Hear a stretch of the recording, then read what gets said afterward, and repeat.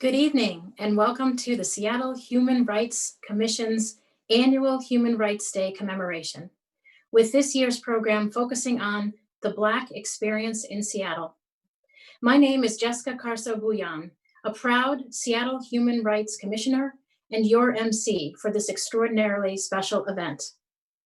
I would like to acknowledge that we are on the traditional land of the first people of Seattle, the Duwamish people, past and present, and honor with gratitude the land itself and the Duwamish tribe. Today marks the 72nd anniversary of the United Nations' historic adoption of the Universal Declaration of Human Rights, our proclamation that all human beings, regardless of color, religion, sex, language, political affiliation, origin, property, or status, are provided fundamental, universally protected rights. While significant progress has been made, to be sure, there's absolutely no doubt much work remains, most specifically for our BIPOC and marginalized community members. In 1963, 22 young activists occupying Seattle City Hall, protesting housing segregation, are the very reason the Seattle Human Rights Commission exists today. In response to this 4-day occupation, Mayor Gordon Clinton established the commission, drafting an open housing ordinance banning racial discriminatory housing. The bill included an emergency clause allowing City Council to pass it immediately. And if you don't already know what happened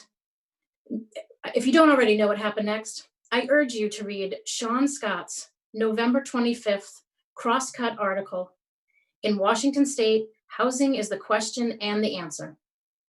And listen to our esteemed panelists this evening. They'll be sharing their experiences and expertise, as well as offering ways in which we can all contribute to ensuring fair, safe, and affordable housing for all. Nearly 6 decades later, the Seattle Human Rights Commission continues to advocate for justice and equal opportunity, advising the city on human rights issues while also collaborating with the public and private sectors on methods to prevent and eliminate discrimination citywide. I'm honored to introduce some of my fellow human rights commissioners to you, each sharing their personal why for serving.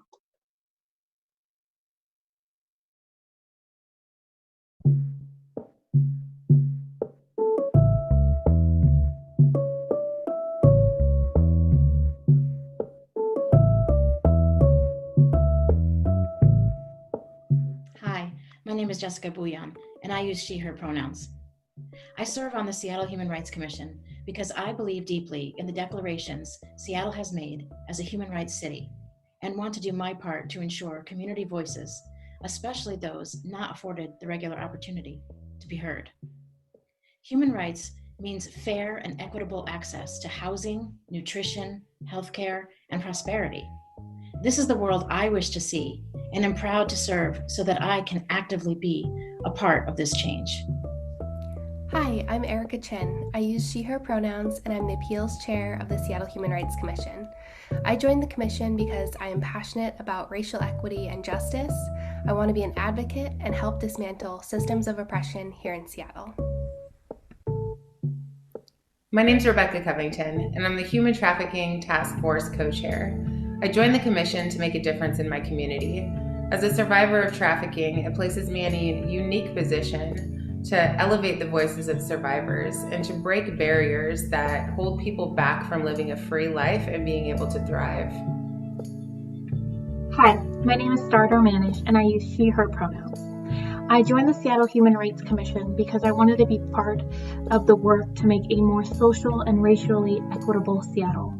I'm driven to dismantle oppressive systems that for far too long have devastated people and families of color, and it's important that I participate in our community in this fight for social.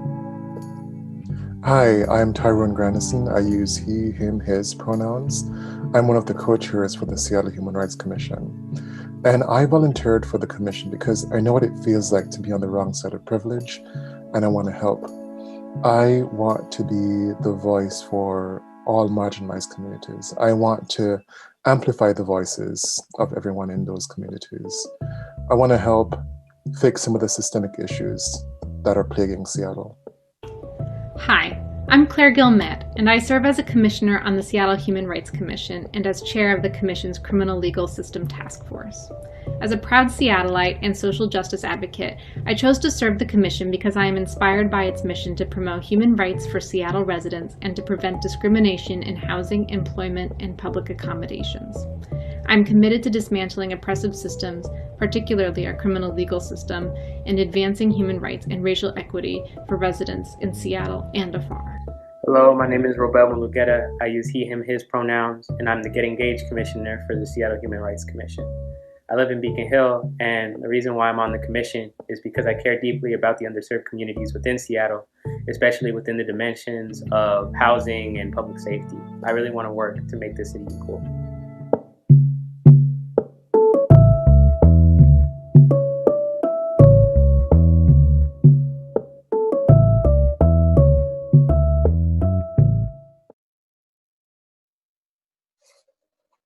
Did you know that Seattle is a human rights city?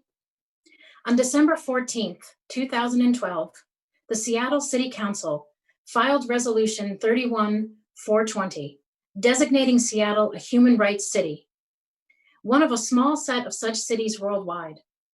This commitment meant the city would integrate universal human rights principles stated in the Declaration of Human Rights into its operations, interactions, values, and model of government and administration.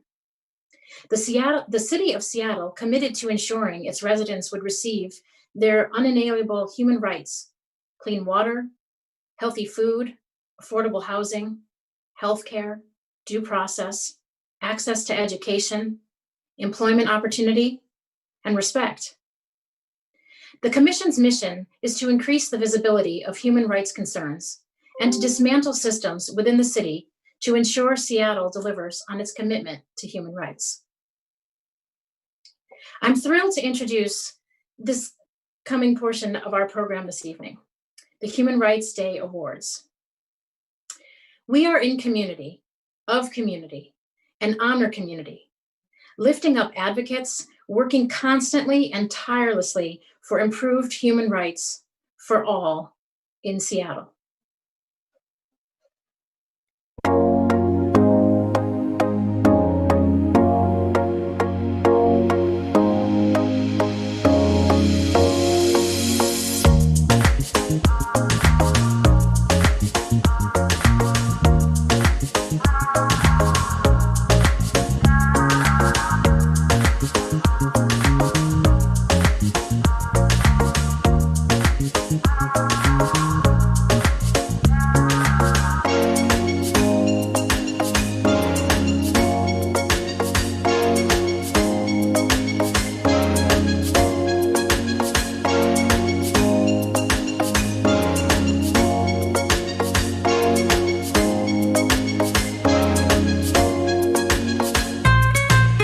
Well, good evening to everyone, or afternoon or morning, depending on when you may or may not be streaming this.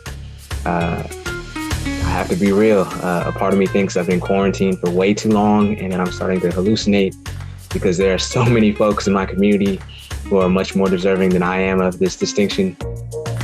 It just so happens that I'm privileged enough to tell the story of their lives. And those stories try to teach our city and our society so much about what this world can be. It's these stories that I'm fortunate enough to tell every day, where I get to bear witness to people who cease simply talking about what it means to be a good person and go about the hard work of actually becoming one. I bear witness to people who have somehow defied the pain they've endured and willingly choose to extend grace, healing, and justice. I bear witness to people who, even in the most horrendous of winters, have the imagination to still dream of spectacular springs. And these people show me every day that in this world that is too often unfair and unjust and brutally oppressive, that true power and liberation comes from the elevation of others onto a platform of unprejudiced humanity. So I can't accept this award as an individual, even though that's what it says. I have to accept this award on behalf of my community because I am what they've made me. and I hope to show myself worthy of this honor. So thank you very much to the Seattle Human Rights Commission, and thank you very much to all of you. Much love, respect. Thank you.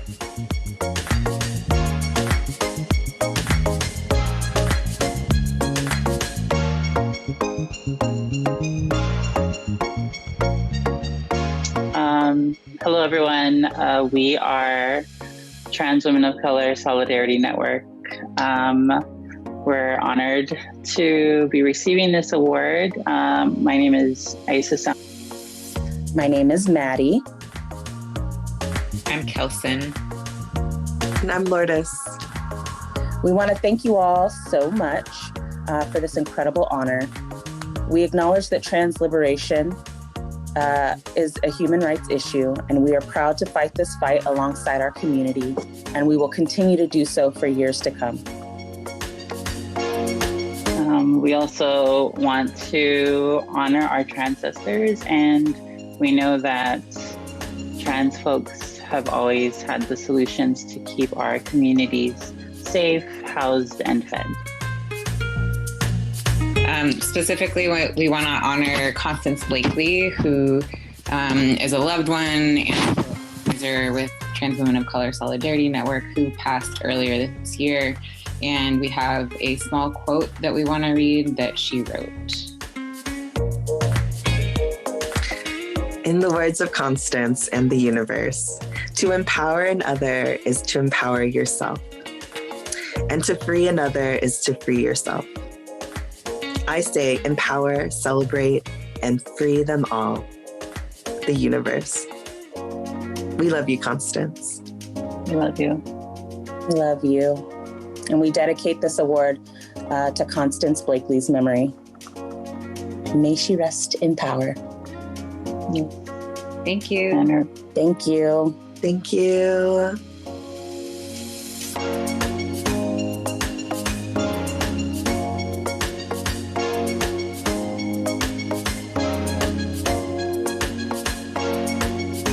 Hello, my name is Sean Good, and I steward Choose 180 as our executive director. And we are honored to receive the 2020 Human Rights Organization Award from the Seattle Human Rights Commission. When our work began in 2011, our founder, Doug Wheeler, believed that young people were possibilities to be developed and not problems to be solved, and that grace is a far better motivator for behavior change than guilt ever could be. And here we are, some almost 10 years later, living out those principles on purpose. And we are honored to accept this award on behalf of our founder, Doug Wheeler, our board of directors, our staff team here at Choose 180, and the many young people that have allowed us the privilege to speak into their lives and create the space for them to truly live into their purpose. Thank you, we are grateful, and we are honored by this selection and this award.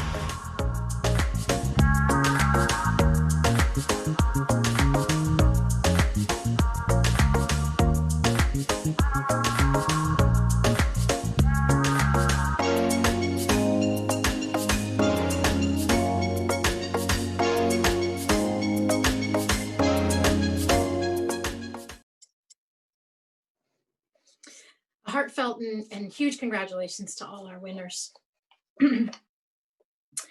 Now, I very happily, and I'm very honored to turn the evening over to Nikkita Oliver. Nikkita is an educator, poet, boxer, activist, and founder. And she's going to set the stage for our panel tonight.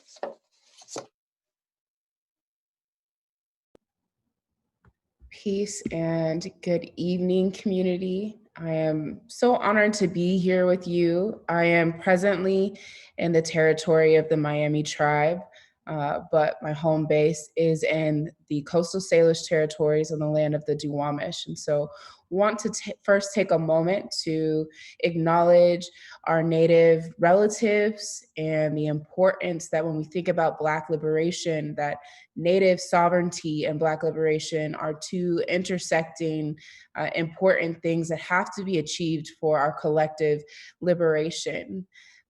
Human rights are about undeniable rights. They are rights that are based in our humanity and our sheer existence.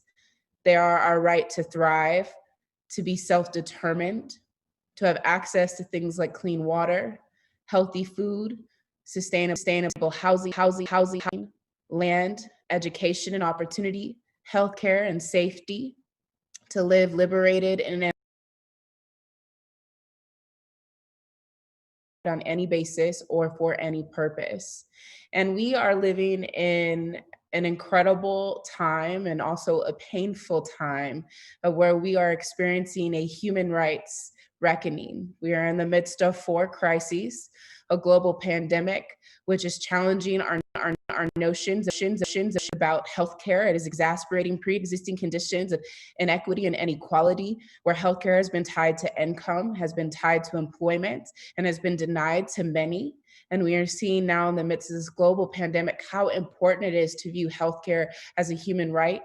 We've experienced an ecological crisis. For those of us living on the West Coast, the fires showed us how quickly the sky, the sun can be blacked out by smoke, and how important it is that we begin to find ways to get ourselves off of fossil fuels and make strides towards green technology, green jobs, green housing, so we can live in harmony with our Mother Earth. We're experiencing an economic recession in a country that has failed to provide a true social safety net for most people, that many workers, many essential workers, many people on the front lines are facing huge economic crises. And we are being pushed to consider, what does it mean to ensure that people have access to a basic income, basic opportunities to live? And we are in the midst of a human rights reckoning that is being led by many Black organizers on the front lines that are calling in some places for a defunding of the police and an investment in public health and public safety, and in other places, a total abolition of the current policing and criminal punishment system. And these are all important things for us to be turning and facing. James Baldwin says, you cannot change everything, but you cannot change something you do not turn and face. And on this Human Rights Day, we are going to take some time to reflect and consider the many things that we have been called to turn and face. We are also in the midst of an incredible moment. And as the Trans Women of Color Solidarity Network pushed us towards, is understanding that trans liberation is central and essential to our collective liberation. And the current generation in front of us is one that is actually pushing us to really consider the importance of intersectionality. As Audre Lorde told us, there is no single issue struggle. And we are also in the midst of a time where we're being called to question the current economic system that we have been told is the only way to live. But honestly, we're being called to question racialized capitalism, a system of economics that will exploit both planet and people until there's nothing left to exploit. And young people are hearkening upon the things that our elders taught us. The Black Panther Party was unabashedly anti-capitalist. And being in Seattle, where the second Black Panther Party chapter was started, this is another thing that we are being called to turn and face. So as we consider these things that we have faced this year and many years before, there are probably many disagreements, but where we can never diverge is in honoring each other's humanity. As James Baldwin said, we can disagree and still love each other unless your disagreement is rooted in my oppression and denial of my humanity and right to exist. So on this Human Rights Day, tonight we will reflect upon the struggles in our region for all peoples to have the right to exist healthy and whole. And so without further comment from myself, I would like to invite our brilliant panelists to join us here on screen.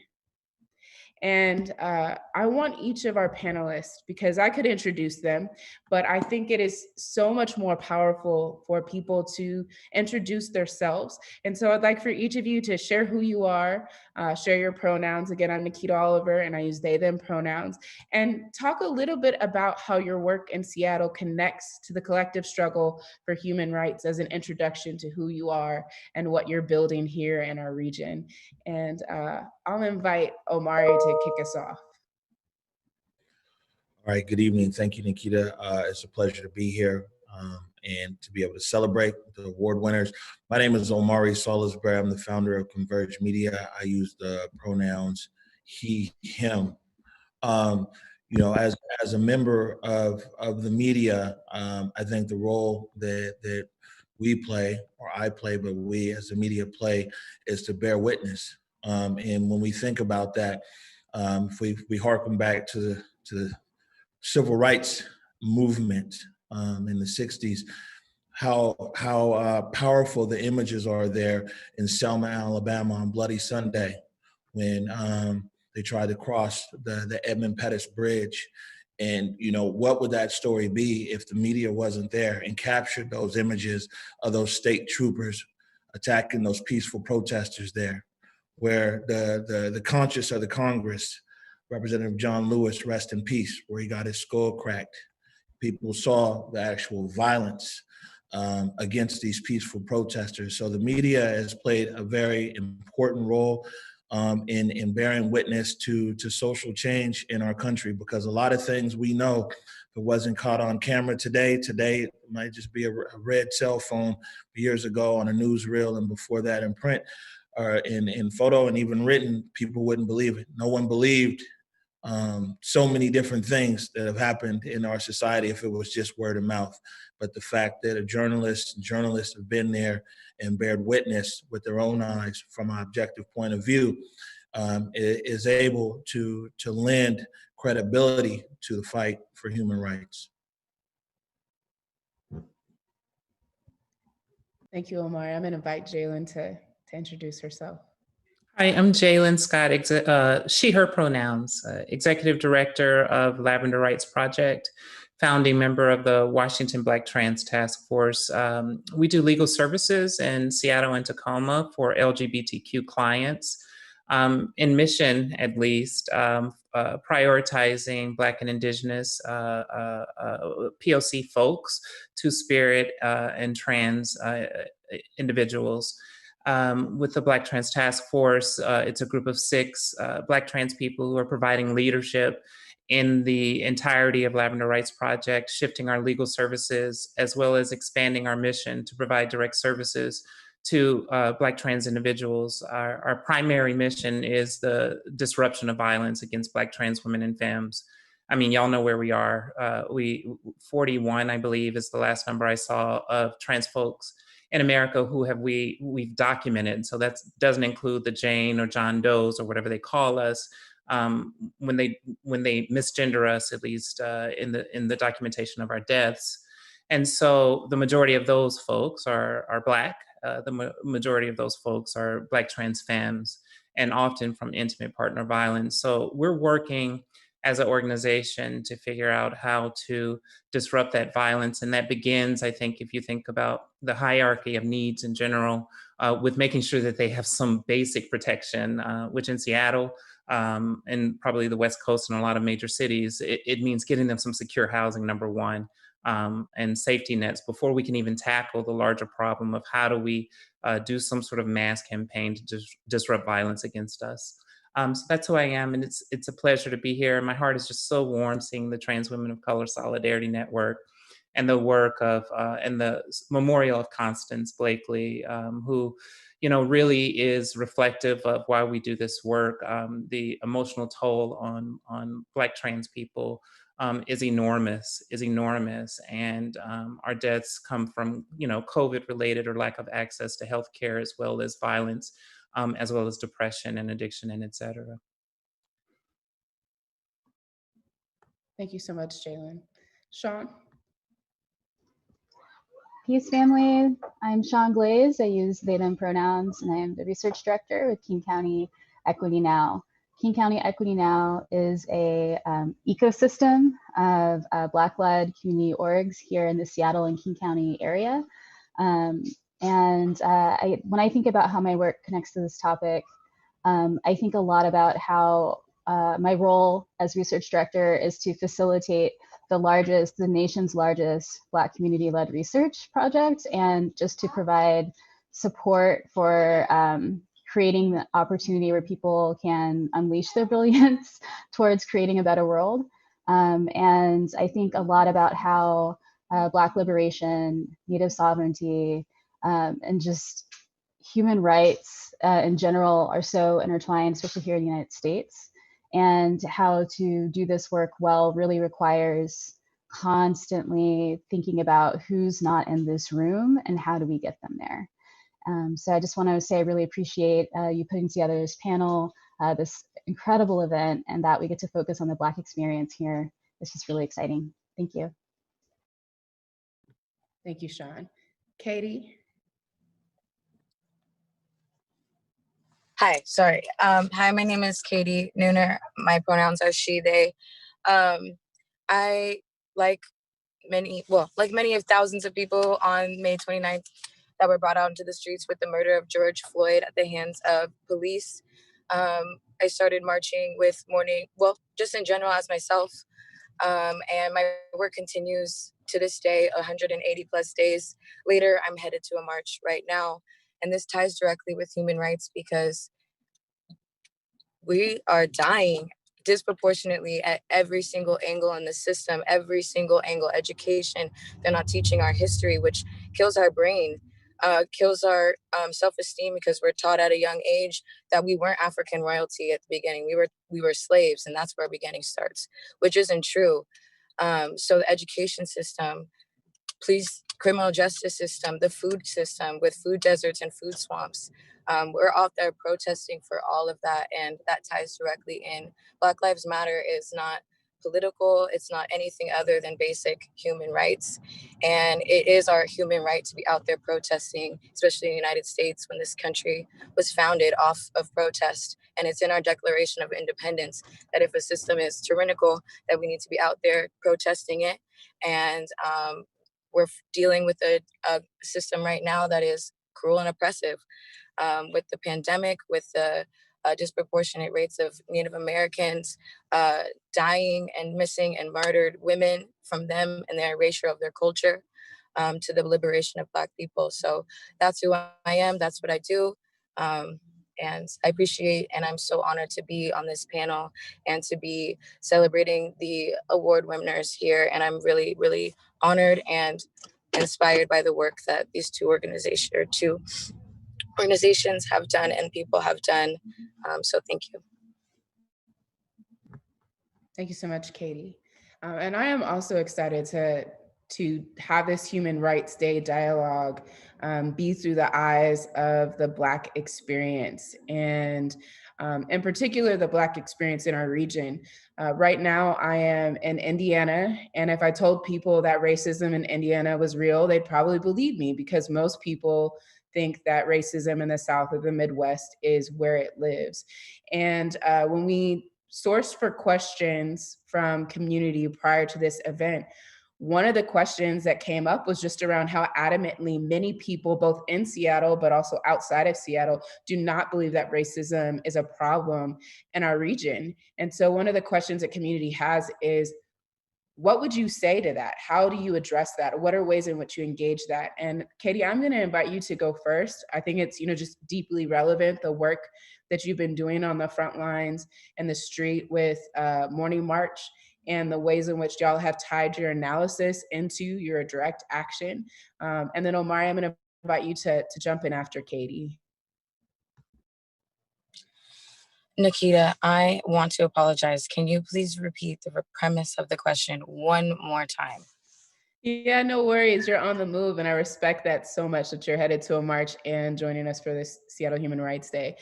Just a lot of people believe that racism is real in the South or the Midwest, but they don't necessarily think that it's real in Seattle. Like, what would you say to people who say there's no racism in Seattle? How would you engage them? I would say to them, you must not be Black. You must not be Native American. You must not be a person of color to think that there's not racism in this city. While it might not be super blatant, like, this might not be a sundown city. We might not be getting called the N-word every other street we walk down. But it's very passive aggressive, I feel like, in the way that the racism is displayed here, with the redlining, with, for example, there are still deeds in Seattle that have no, Negroes can't live here, Negroes can't step foot on this land, right in Capitol Hill, where the heart of the protests have been. So it's very passive aggressive in the way that they write their policies. They won't say this isn't for Black people, but they will be like, basically write a law that leaves out us because we are below the median income. So, or for an example, so I've said to people who don't think that racism exists in this city that they need to get out more, talk to some more people. We're only 6-point-something% in Seattle, but there's enough to speak and to learn experiences of the people who haven't been pushed out. And we can look at Skyway, we can look at Federal Way, we can look at the rest of King County, which has grown in the amount of Black and Indigenous people. That's racist right there. Why has Seattle gotten so small? Well, and having the smallest Black population in the last 50 years, while King County has the largest. That looks to me like you don't want us here. And I say to that, move me. So thank you. Omari, I kind of think of you as one of our resident historians. Do you mind addressing this question? Yeah, no. Well, I mean, the thing is the best thing. I went to college down south. A lot of my family's there, North Carolina, South Carolina. The best thing about the South is that people, they really let you know how they feel up front. You know what I'm saying? Like it or not. And you got to really respect that. And the difference is here, Seattle actually used to be a city like that. When you look back, and almost the 140 years, almost 140 years ago, when William Gross bought 12 acres of land right there in what we now call the Central District from Henry Yesler. There hasn't been a decade that's gone by here in 140 years where there hasn't been some kind of overt act of racism or systemic or overt, or however you want to put it, to be able to push Black people out. It's interesting. Katie brought up Capitol Hill. When you think of Capitol Hill, just 2 blocks from Cal Anderson Park, where heart of the Seattle protests, First AME Church. First AME Church is 140 years old. 140 years ago, there was Black people, Capitol Hill, right there in that area. You know what I'm saying? And so, a lot of people, first of all, don't understand, and this is what feeds into systemic racism. A lot of people think that Black people just got here, maybe like World War II or later on. What are these guys tripping about? They ain't been here that long.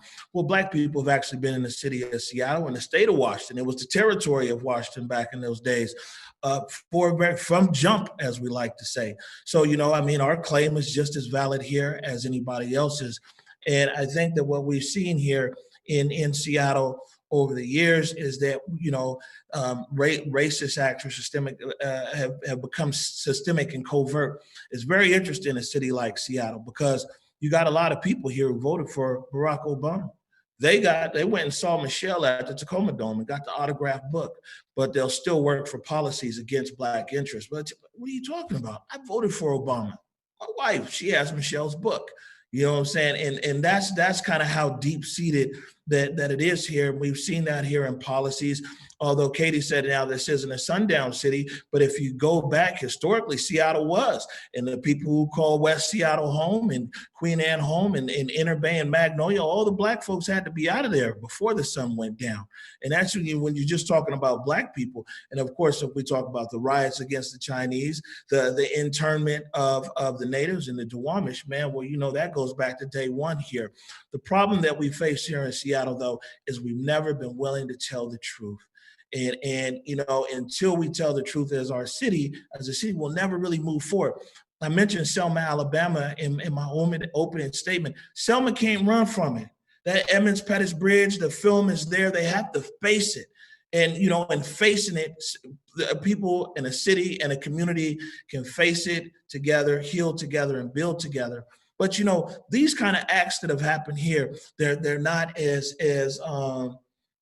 it's not proof positive, like we say, like we would say the Edmund Pettus Bridge. And so Seattle has been able, year after year and decade after decade, to say that they're this very liberal city. that say that they're a very open city and everything else, but there hasn't been a consistent timeline to prove that. If you look back historically, go to the Black Heritage Society of the state of Washington, it'll tell you 111 years ago, Isham Norris, big time businessman, bought a house on Capitol Hill, and guess what? White property owners took him to court because they said that he was bringing down the property value. This is 111 years ago. Now, he went to court, he won the case, and he ran for City Hall. Believe that? He ran for City Hall in 1911. So, historically here, we as Seattle, we just have to understand, it's like, man, we're not perfect.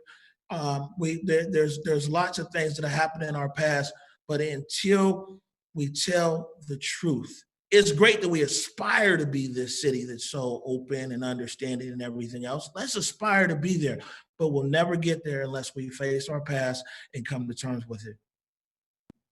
Thank you, Amari. And not ironically, we have people now saying that the Black Lives Matter protests are bringing down property values, which is not true. We're actually seeing continued skyrocketing housing values in Seattle. And so you still see that kind of overt racism or covert racism existing here via the narratives that get created, especially as it relates to property or something like property values. And Jalen, I know you are from the South. Yeah. And, I would love to hear your perspective on this particular question. Yeah, from Mississippi. I lost the accent at some point. I'm not sure. It comes in if I get really tired or drink a little too much, but it's there. I'm with you, Omari. Like, you know where you go, you know where you don't go. You know who's the racist. They'll let you know. You get a transactional relationship with them, get what you need, you leave. And the strong thing I've thought about it a lot in the South is the communities have had years of strengthening, under segregation, but also out of fear of violence for leaving those communities. And to an extent, some of those communities, I'm thinking about downtown Jackson, they were allowed to an extent to be left alone, and so they had their own businesses.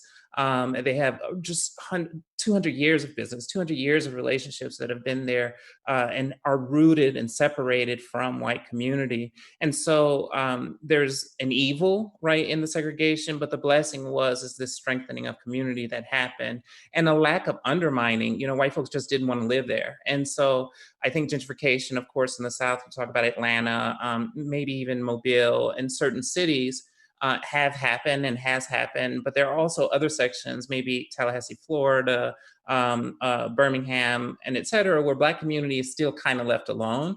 And so that undermining hasn't happened as much as it has in cities like Seattle and et cetera. If back to the question, like if people are saying that Seattle's not racist because they're not paying attention, right? And if Seattle's not racist, it's the only city in America, maybe even the world, that is not rooted in racism and not racist. And, we look at, there's this larger conversation. I know something Omari brought this up around Capitol Hill, that, I want to sort of look internally at the queer and trans community and have a conversation about how we undermine the power and the strength of Black community itself. And I think this comes from this idea that, white or non-Black LGBTQ folks have a certain level of oppression that, is resonant and also intersectional with us. But they equate that to, that they cannot be racist and that they cannot be oppressors and that they can take advantage of the resources given to marginalized folks. So gentrification is not a problem with them. The takeover of Capitol Hill, that was something that I think for queer community, we have these queer meccas, but no one's really, or maybe there are some folks who have investigated, and it needs more investigating conversation of how these queer neighborhoods, how these gayborhoods formed and developed and undermined Black community. And so the racism is not just, with cisgender straight folk. It is in communities like Seattle, who has this huge white LGBTQ population. And really, they have very, very, very clearly undermined our community. And so I think, a lot of Seattleites think, oh, well, we're very queer friendly. We're, open and liberal and et cetera. We voted for Obama. It's just voting for Obama is the same as like the old folks used to say they march with Dr. King. Ain't none of them really march with him, but it's the same little statement. But I think they are equating certain liberal aspects like being queer, identifying as queer and queer empowerment with actually other liberal aspects, which is, and it shouldn't just be liberal, it should be universal, which is anti-racism and not being anti-Black. So there's a larger conversation that needs to happen. I think queerness contributes to this wrong perception that liberal cities like Chicago, Seattle, New York, Pittsburgh, Philly can't be racist because they're so queer friendly. And I really appreciate you bringing that up, Jalen. It's not unusual for us to, when I travel places, folks will say, "Isn't Seattle so great? It's so progressive. Y'all have a gay mayor, and you've had the first mayor that woman mayor, that hasn't happened in the last 90 some years." And people view our city because of the way in which identity politics plays out, whether it's between the queer community or other non-Black communities of color, how that plays out in the political sphere. People look at Seattle because of how it facially presents as it can't possibly be racist or anti-Black. But really, those intersections often get exploited in a way that pushes Black folks out, and especially pushes out Black trans folks from having access to resources or supports that are much needed. So I appreciate you for bringing that element in. Yeah, if I can say just one final thing, I think having representation from white and non-Black LGBTQ community often gets equated to actually being inclusive and being and being anti-racist. But we see, there are a whole lot more struggles to deal with besides just putting someone in power who happens to be progressive and from a marginalized population. Yeah, anti-Blackness is real. And there's a huge. Go ahead, Omari. I'm sorry, and I know that Sean has something amazing to say in here, and so I'll just be brief. I just want to point out a few things here. That my brother Hiram Salisbury passed away in 2005. Hiram came out gay in the 80s. You know what I'm saying? The Black community wasn't really with all that, came up to Capitol Hill. Man, Capitol Hill was racist. Let's just keep it real. Why do you think there's a People of Color Against AIDS network? You know what I'm saying? My brother, he didn't find so people talk about it as all this gay bashing and everything else. Man, that wasn't for us.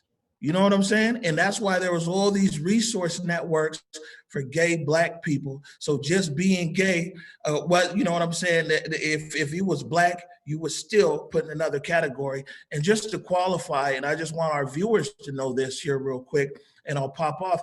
When we talk about systemic racism here in Seattle, the best thing is, Nikkita Oliver, is that, man, we don't have to guess around it.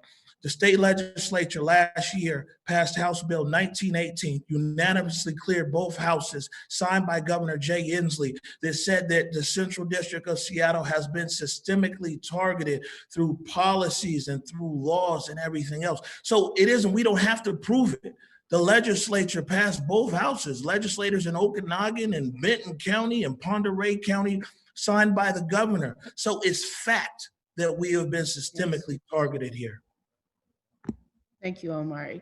And Sean, I think what's dope is you've been doing the Black Brilliance Research Project through a lot of the work that's happened over this last summer and fall.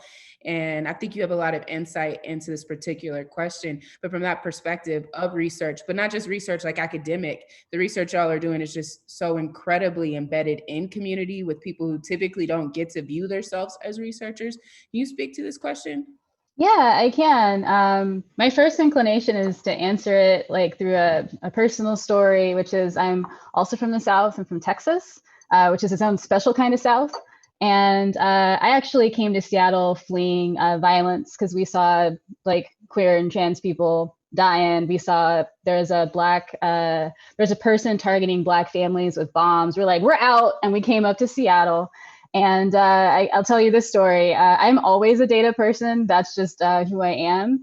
And when I was looking for places to live, and I was like, wow, Seattle has a race and social justice initiative. It looks like it's supposed to be embedded into every single policy that they have. If you look at all the paperwork for like who Seattle tells itself it is, you see this like very like, we care about race, we care about social justice, we need to think about the impact of all of our decisions before we do, and talk to community and let them lead. I was like, oh, okay, awesome. Except when you look at the demographic data, it's like when you look at the census data, when you look at everything else and like where people are at and where they're being pushed to, and the like the economic gap between, and like I was like, huh. So when I moved here, I would say like the racism in Seattle is a lot like that. It's a place where your decision makers, your policy people will borrow the language of the local movements to sound cool, right? They'll be like, oh yeah, you know, no youth detention, that's bad. Yeah, we're not gonna cage kids, that's not okay, you know, public health, right? But like they're still building a youth jail. You know, you're like, you're saying one thing, but your actions are doing another.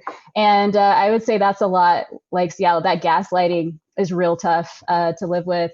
In our research, we have over 100 community researchers. It is everyone from like very young people, very old people, people who speak several languages, people who are immigrants, refugees, teachers, community advocates, just, I don't know, programmers, just a bunch of people from a variety of different experiences. Several groups are connected to queer and trans experiences. We've got people with disabilities, like, and like most of them are Black, not all of them are Black. And I can tell you one of the things that we're hearing over and over and over again is what it's like to live here is really taxing in terms of mental health, really taxing in terms of like the types of the ways in which discrimination affects people. It's like really insidious. It's hard to like pin down exactly, but you can tell it's happening because you're looking at, well, who got that house after all? Or, oh, who had this opportunity? Who was able to meet the requirements for that grant? You know, who's, you know, when you actually look at the impact, you see these racial disparities that are really hard to contest. In fact, people here don't even bother contesting racial disparities like they might in some other places. They just leave it at the explanation of the disparity. There's a disparity, and then they don't take the action to correct it in many cases. So that's what I am seeing over and over again in the research, and it totally jives with my experience so far here in Seattle. And it's just absolutely mental health, emotionally taxing. Appreciate y'all for those answers. You know, one of the things I feel like has come up this summer is a very intentional distinguishing of what anti-Black racism is from the overall use of the word racism, and calling folks to know that if we're really going to move forward, there has to be an intentional dismantling of anti-Black racism specifically. I've heard that call from the movement. I've seen that, and even like King County Equity Now's messaging of specifically calling out anti-Black racism. Why? What does that mean? Why are we trying to specifically address anti-Black racism in our region as a way of getting to collective liberation? Why is that an important thing for us to be doing in our work as anti-racist organizers who are trying to build for that collective? And Sean, I'm just gonna invite you to hop back in since you're already there. Sure. Absolutely. One thing that we often say at King County Equity Now is like, Black means Black.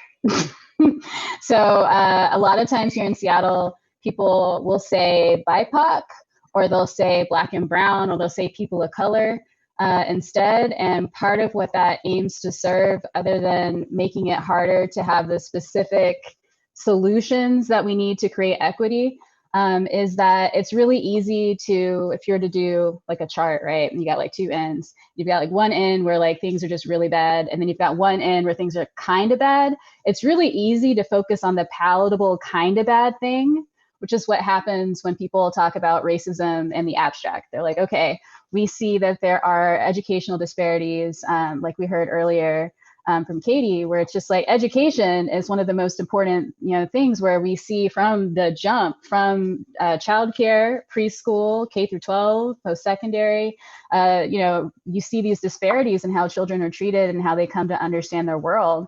And if you just talk about it in terms of like, let's fight the institutional racism in schools, and you look at a chart of like who's doing well and who's not, it's really easy to say like, oh, we'll just add some more, diversity of representation and call it a day and expect that will be fine when, fundamentally, if your issue is that the ways in which teachers are trained and prepared and the school system is set up is very anti-Black, putting up more posters for awareness for any ethnic heritage month thing isn't really going to get at the root cause of you are punishing Black kids disproportionately and funneling them towards the school to prison pipeline. There's just a real need to be specific so that your solutions can actually match and solve the problem you say you're trying to solve. And here in Seattle, I think that there's somewhat of a recognition of that because more recently we see Black Lives Matter Week at school. I have several shirts because I have children and I got real excited. But we also hear stories like broke last week about the fact that there's children who are able to be caged in school without any question. Staff know, and they find it acceptable. So I think once we're able to really dig in and understand that if you're not specific, you're not going to get the job done, then we're not going to be able to make any real progress. And Jalen, I'm your biggest fan. I love the work that Black Trans Task Force is doing in Lavender Rights Project, and thinking, specifically there's anti-Blackness, but also a term that people need to get to know and understand is transmisogynoir. And understanding that intersection, I think, is very much key to our collective liberation. Do you mind bringing those things together in the conversation? Yeah, I was thinking about, I'm so appreciative of the approach, the methodology of focusing primarily on Black Lives Matter, specifically the avoidance of conflict avoidance, because I think there's a certain amount of conflict avoidance when doing race work, and Black and brown means that we don't have to deal with the worst thing in the room, the big elephant in the room. And so there's a certain amount of facing that's there. I come from, I was an ordained minister before going into nonprofit work and pre-transition. And a lot of my sort of theoretical, theological lens comes from liberation theology, and Black liberation theology specifically, folks like James Cone and et cetera. And the thought there is, it's the Bible, it's the least of these, right? You're dealing with the least of these. And it's understanding that that's how you actually build the kingdom there. And so the theories match together. So thinking about who is the most marginalized in our society, focusing on them, it really is, it's absolutely necessary. It's critical that we do it just for those people and their individuals, but it's actually good praxis. And it's proven praxis that if you can actually figure it out for the most marginalized, if you can figure it out for the least of these, liberation theologians will tell you, activists will tell you, it's proven that the rest of the community comes up with us. And so, I have then, and our community has then been asking the cisgender Black community to take it one step further and start thinking about Black trans lives matter. And what would it mean? It's a both and. I'm not saying take one away and replace it with the other, but what does it mean to be convicted in the fact that Black trans lives actually do matter? And what does it mean to build a theoretical base for your activism on the protection of Black trans and Black trans non-binary life? What does it mean to wake up in the morning and think about how are my trans siblings doing? And how powerful is that for the rest of the Black community? Because of the community, this is not oppression, competition or oppression Olympics, but of the community, we are pretty marginalized. There is really the decimation of our community through violence. We have lack of access. 40% of us have experienced homelessness. We cannot get a job. And if we get the job, we can't keep the job. I'm one of the, if not the oldest Black trans person that I know, a Black trans femme that I know specifically, and that's intentional. And so if you get it right for me, if you get it right for my community, if you get it right for the Black trans sex workers on Aurora, if you get it right for them, it's all the rest of the community is automatically going to come there. So I think my ask is always take your theory one step further, take your theory one step further. And I think that even us in the Black trans community, we need to take our theory one step further and say, what about the indigenous Two-Spirit community too? You know, how do we bring them along with us, and how do we theoretically focus on them too? Yes, thank you so much for bringing in that intersectionality and reminding us, the truth of the matter is when we pull from the margins, we live from the bottom, everybody's actually better. Like I do think oftentimes when we talk about the importance of centering our Black trans siblings, people do start to play the oppression Olympics, not realizing that my health is actually bound up with the health of those that are most negatively impacted by the ills of our society. And so seeing Black trans femmes healthier, wholer, better cared for actually means that I'm also healthier, wholer, better cared for. Much like the quote that Twaxons shared with us, from Constance, is, I do better when you do better. And so we really have to get into that position.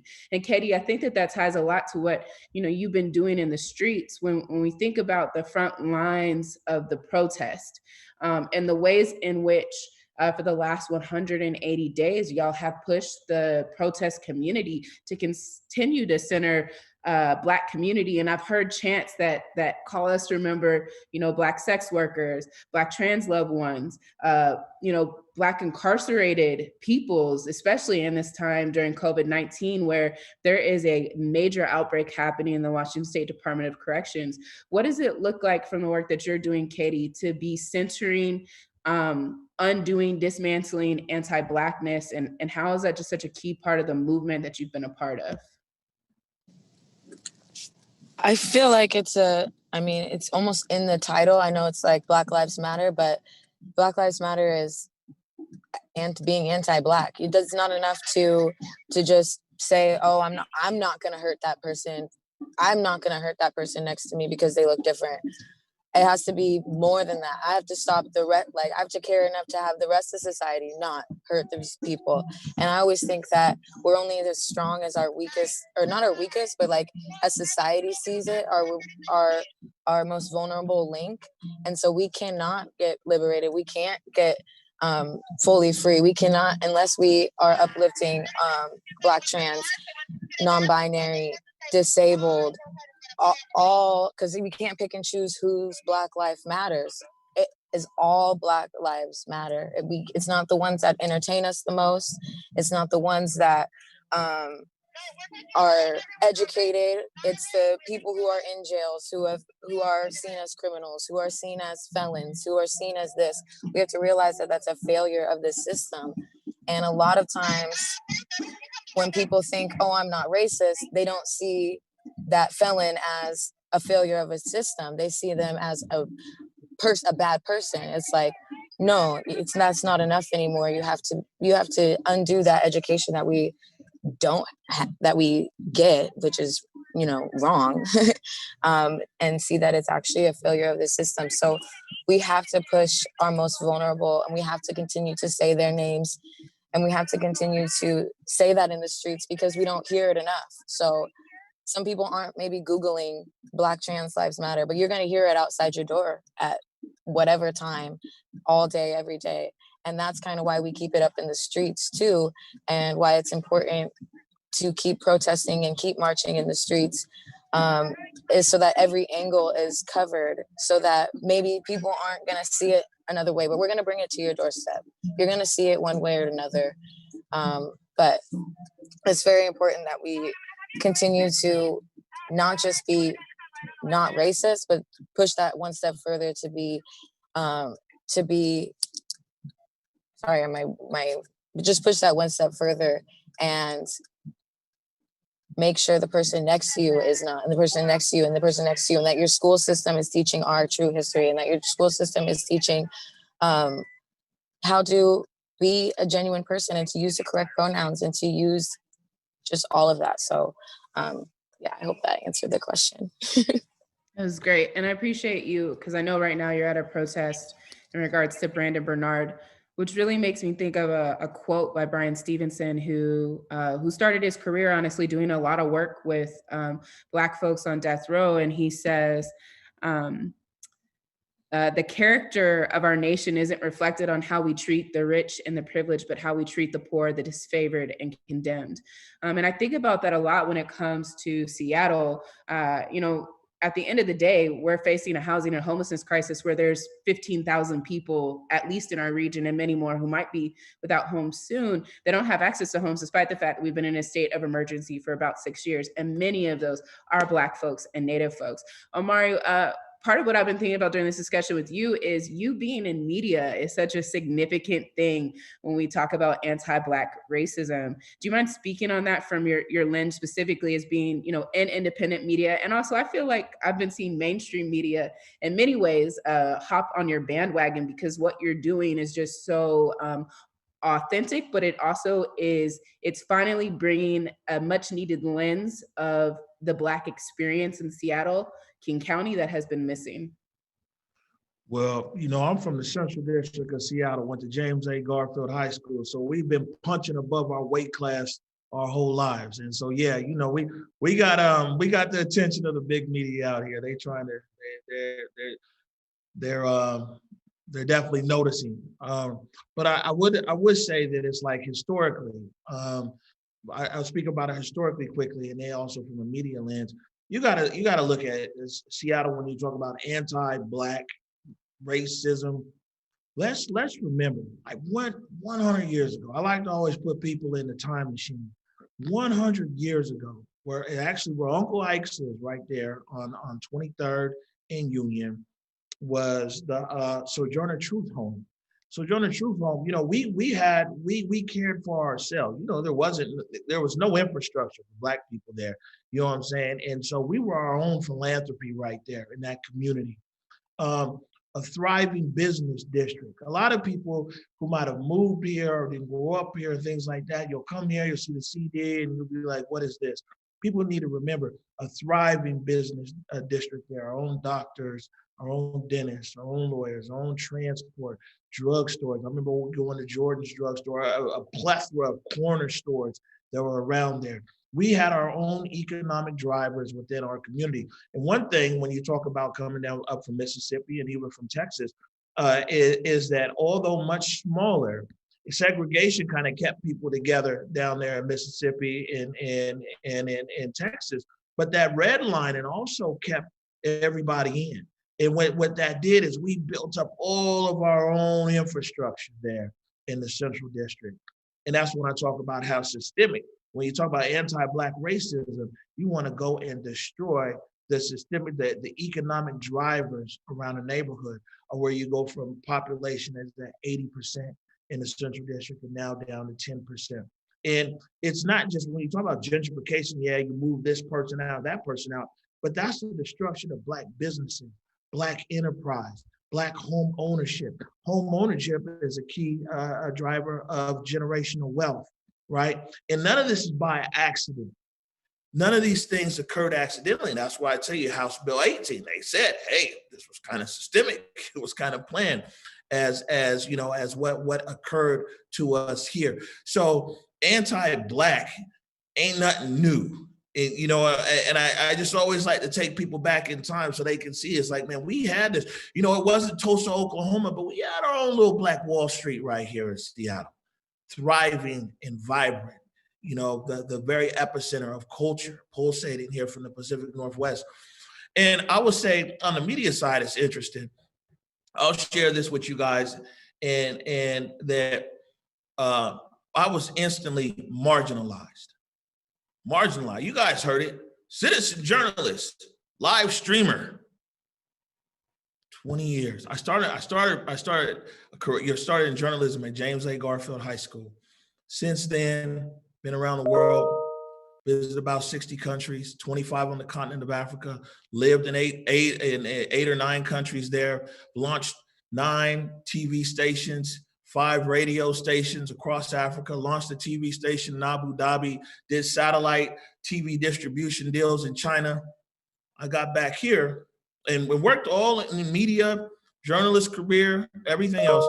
I got back here to Seattle, instantly marginalized. Live streamer, Omari Salisbury, citizen journalist. And if you put my resume up against most of these people who calling me a citizen journalist or a live streamer, mine is much more presentable. And you know, so I mean, I see it. I catch the little microaggressions out there. And you know what? I'll be honest with you, it burns a lot of people up because every time they think they got me, they don't. And so I face it every single day. I face a lot of people who automatically want to marginalize not only myself, but Marcus Harrison Green, you know, Tony B, Rainier Avenue Radio, Chris Bennett of the Medium, KRIZ and KZIZ, the Beaver family over there, the Facts, you know what I'm saying? And all the other Black media that just got ran out of business because guess what? These white companies won't spend no advertising dollars.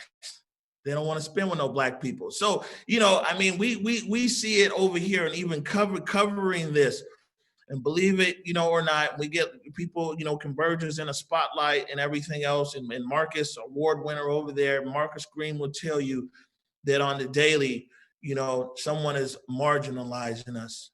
Someone is saying that we're not as good. Someone's calling us live streamer guy. You know, like I've been sitting up there with my feet on the couch for the last 20 years and picked up a phone and decided to go to the Western Barricade and see what happens. So, you know, it's not easy out here, but, you know, like, you know, I mean, for us, we see it. And that's why you got organizations like SABJ, Seattle Association of Black Journalists, because they know the experience is different. You know, I go on and on. I'm passionate about this stuff. I hope I answered your question or at least gave some insight, Nikkita. That's great. And you know, one of the beauties of this conversation is just realizing, you know, Black folks are not a monolith. And that's just such an important part of dismantling anti-Black racism, is because in a lot of ways, the system tries to make it seem like there's only one Black interest as a way of honestly kind of marginalizing us. And so this conversation for me is very illuminating of how important it is to really be presenting the diversity of thought and the many areas each of you is in.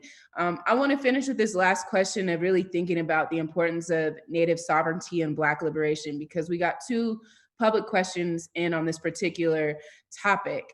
And one of them says, two original sins of the American experiment were Native American tribes being genocided by the founding fathers and the slavery of stolen Black peoples, both enforced by law and carried through centuries via institutions and culture. And yet a lot of people deny both. And, you know, we've acknowledged early on in this conversation that those two are inextricably interconnected. Jalen, you even brought in the importance of, you know, as Black Trans Task Force, you know, taking your own analysis one step further and thinking about our Two-Spirit Native loved ones. And we are in the Pacific Northwest, where honestly, you know, the seal of our city is Chief Sealth. We are on Duwamish land. The Suquamish tribe is there, Tulalip, Nisqually, Muckleshoot. You know, we are surrounded by tribes and tribal land. We live in a city that regularly does land acknowledgements at the start of almost everything. And yet at the same time, I feel like we haven't really taken land acknowledgements to the level that we should. And, you know, reality is if we're acknowledging the land is stolen, we probably should make some strides to start giving some land back, right? Similarly, when we think about Black liberation, and we've heard this from King County Equity Now, is just the acknowledgement that reparations, repairing the rations, has never been addressed. The United States has never paid the fee for stolen labor, which by now is trillions upon trillions of dollars.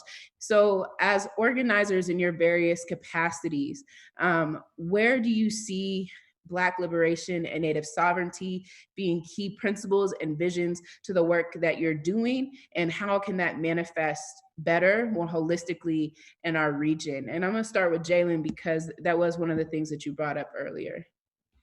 Yeah, I've been thinking a lot about it. We've been in conversation with Chief Seattle Club about collaborating, at least learning from them around a housing project. I think we initially reached out for some level of permission, thinking about the housing project and the amount of generosity that Colleen Echohawk and others have given in terms of like, we want to help you figure out how to do this because we've done this. So let's teach you and let's figure out what and maybe you can help us with our Two-Spirit folk. So it's been a thought on my mind and a beautiful collaboration. I think there's a reality that there's anti-Blackness in all communities outside of Black communities, right? And so there's a certain amount of healing that needs to happen and education and awareness that needs to happen to every single community that's not a Black community, and that includes Native community. And so I think in many ways, our experience of that community keeps us sometimes from collaborating with them. Because the second problem that we deal with is this scarcity mentality, or actually it's not even a mentality, it's just scarcity and lack of resources, and figuring out, I cannot figure out yet. We can't figure out as a group yet, how do we disrupt violence? Is it a PR campaign? Is it a media campaign? Is it just fixing the housing? Is it how many resources do we need? How do we get these resources? There's just so much. It's so big. It's hard to think about, oh, okay, can we shift our focus even for a second to think about Indigenous Two-Spirit folk? Something around the conversations that we've had with Chief Seattle Club has been working on a unified need, and so keeping the things that we need separate and keeping those boundaries there, but also working on a thing that both of us actually need together. And that's been the sort of best way that we've been trying to figure out how to collaborate there. I think for us with housing projects, it's critical that we work with the people who actually own the damn land, right?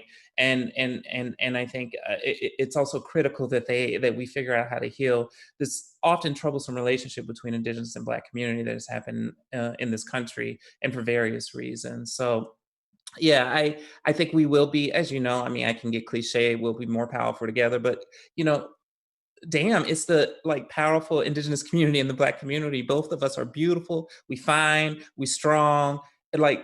All of us together and fighting together, we can't get everybody else together. We can't get a lot of these other non-Black folk together. But I think the two of us can come together, and particularly because our needs intersect so much, especially Black, trans, Indigenous Two-Spirit people, the level of oppression and violence against Indigenous Two-Spirit femmes and also Indigenous women. There's a lot of intersectionality there. Thank you so much, Jalen. And Katie, I know that in the streets, there's been a lot of effort to do things like even change chants. Like instead of saying whose streets, our streets, people say whose streets, Duwama streets. Wanting to really acknowledge that this fight for a part of the Black liberation movement is inextricably interconnected to land sovereignty and the sovereignty of Native peoples. What are ways that you're seeing, in particular, organizers on the front lines in the protest movement, bringing these two things to the forefront in the work? Yeah, I would say, like you mentioned, just changing our chants, and not just that's all we do, but because everything is more than just a chant. I think that's one thing that people think, that we're just out here yelling and screaming just for fun.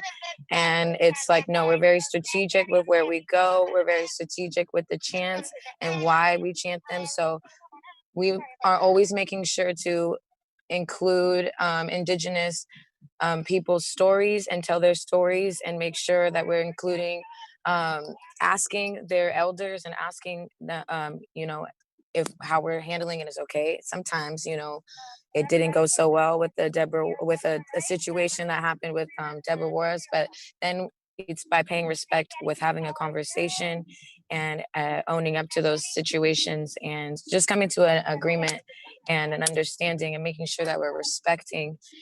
Sorry, am I in the microphone? My bad, I forgot I'm in headphones.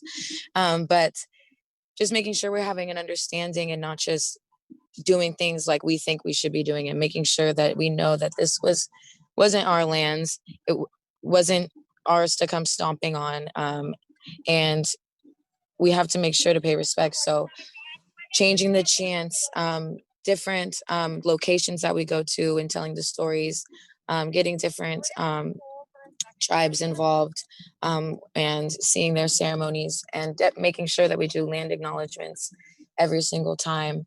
And then as we move forward, because the protests are just getting started, as we know that none of the demands have really been met, or really been met with genuinity, moving forward, just making sure that with our targets of where our marches are heading, we're including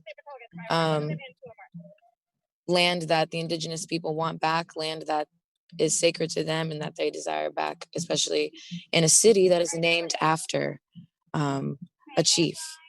And actually it's being pronounced wrong. So that's already disrespectful. So we need to be doing a lot and definitely be advocating for getting their land equity, because it is their land in the first place. And yeah, so it just goes hand in hand. While our cultures are a little bit, not cultures, but yeah, they're a little bit different and our stories are a little bit different. We deal with a lot of false stereotypes and negative stereotypes and this discrimination, and they have dealt with just pure erasure of their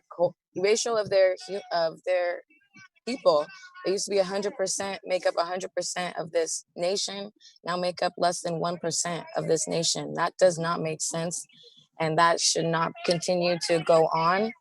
So we can't go through this fight and forget that they used to make up 100% and now make up 1%. That would just be, it goes hand in hand. It goes hand in hand. Yeah, and I think a huge part of just remembering what's been happening in the streets is, 10 years ago, it was the murder of John T. Williams and the uprising of our Native relatives that brought the Department of Justice in to investigate the Seattle Police Department in the first place. And that being also foundational to understanding part of our engagement around this movement, at least in this last 10-year period. John T. Williams, Renee Davis, these are names that we say at protests, and knowing that while Black folks face an immense amount of oppression, both from the criminal punishment system and law enforcement, Native folks often in many parts of the United States are experiencing that at a higher level. So bringing those things into our movement is key. Sean, I know that you have, with the work that you are doing, are finding ways to consistently make the Black Brilliance Research Project intersectional with these two particular intersections. What does this look like as y'all are using the Black Brilliance research work to inform some of the work that's going to happen in the future with participatory budgeting? And where does the intersection of Native sovereignty and Black liberation fall in that work? Yeah, I appreciate the question. One of the first things that I was thinking about when we were starting to build up the teams is like, we really need to make sure that we include people who have both Black and Indigenous heritage, because there's so many people here in Seattle that do. And it's sort of, we are used to describing these as like two completely different groups. And like, maybe we have like similar stories, but there are people who live in both worlds who are like, that is, there's no, separation for them. They embody what it looks like to put Black liberation at the center, Native sovereignty at the center. And I was like, I want to make sure that those people are one of the first few people on the team.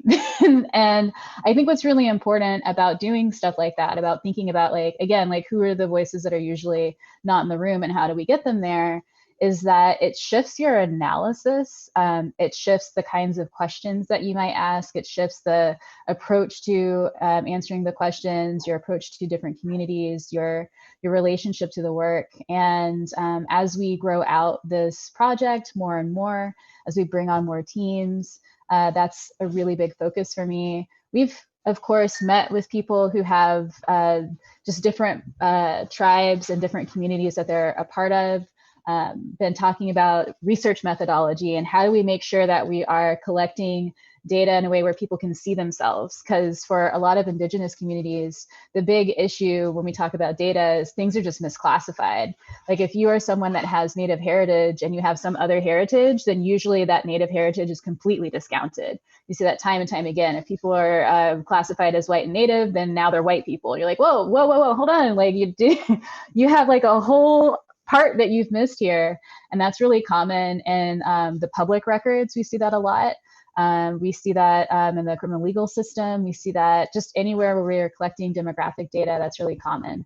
And so looking at what are the best practices that have been outlined by Indigenous researchers for like how to collect this data respectfully, how to analyze it in a way that actually makes sense, and how to check it with community to find out that you are really doing this work in a way that's responsible.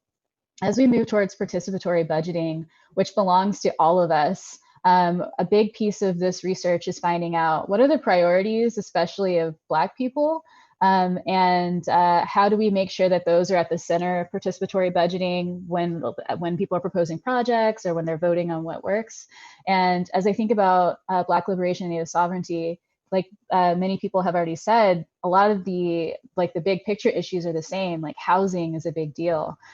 Every single system we have, Black people and Indigenous people are like, whatever the outcomes are, we're tied, or like one of us is here and the other one's here. We trade places depending on the metrics. So getting this right is really reliant on making sure that we have a strong analysis of what we need to change, and that we're specific. So what I'm looking forward to is, as we're building out a steering committee or laying out the roadmap for what this process is going to look like, that we keep at its core the idea of making sure that Black people and that Indigenous people specifically are reflected in the people who are stewarding along this process, and that there's accountability, especially for the Black and Indigenous communities, to be able to do that.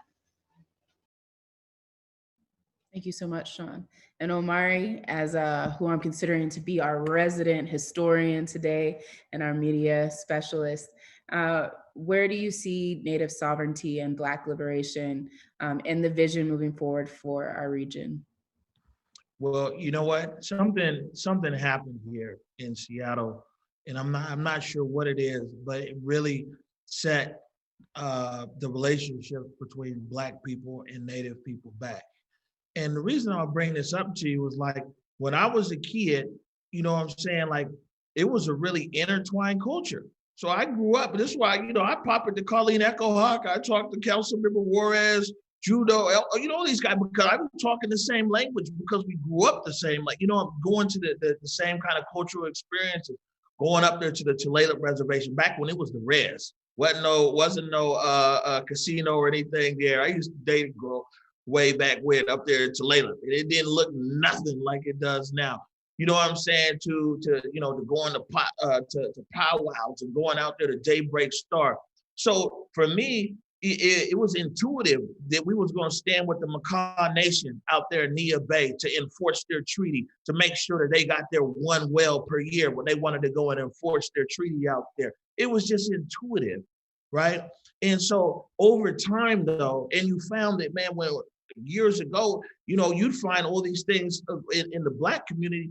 The Native community was there, right? And so what I see now, which is good, is like all the grownups are coming together. Black people are coming together with the Natives, like, man, how can we come together around housing? How can we come together around this and that?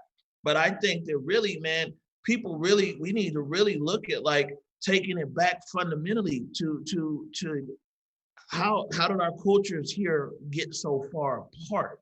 You see what I'm saying? Because like I said, I sit here and I'll talk to my Native brothers and sisters and really talk about, oh yeah, well, what's up with the Colville Reservation? What's happening out there? They're trying to remove the dam up there at the Colville Reservation. It hasn't been in service since 1958. Why do I even care? You know what I'm saying?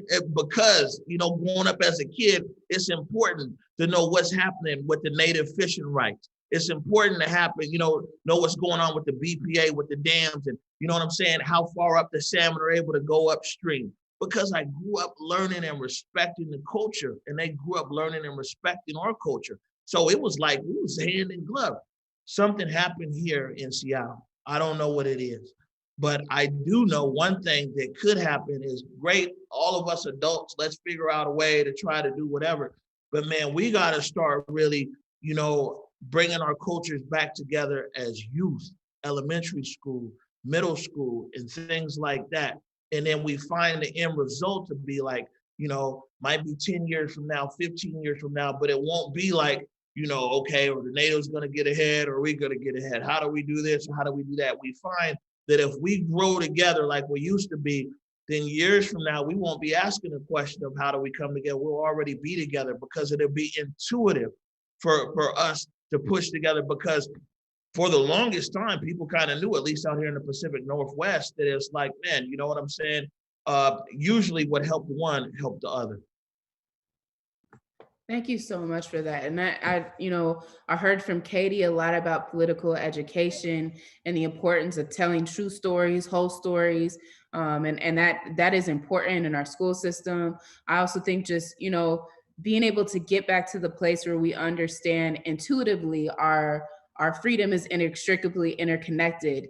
And as Fannie Lou Hamer said, nobody's free till we all get free. And that is just central and essential to the work that we do. So I want to thank y'all for being a part of this conversation today, for the ways in which y'all have shared your stories, your narratives, illuminated the ways in which we can continue to build, and also just shared this education with folks. If you're not following these folks on their various platforms, please go and do that. You just got some free education, which I feel like Black folks are always doing, but I appreciate y'all for that. And love and dearly appreciate each of you for this deep, thoughtful conversation on today's Seattle Human Rights panel. And I just want to remind us to remember that human rights are not something that can be denied, bartered, or legislated. They exist simply because we are here and we exist, and we must fight together for those for everyone.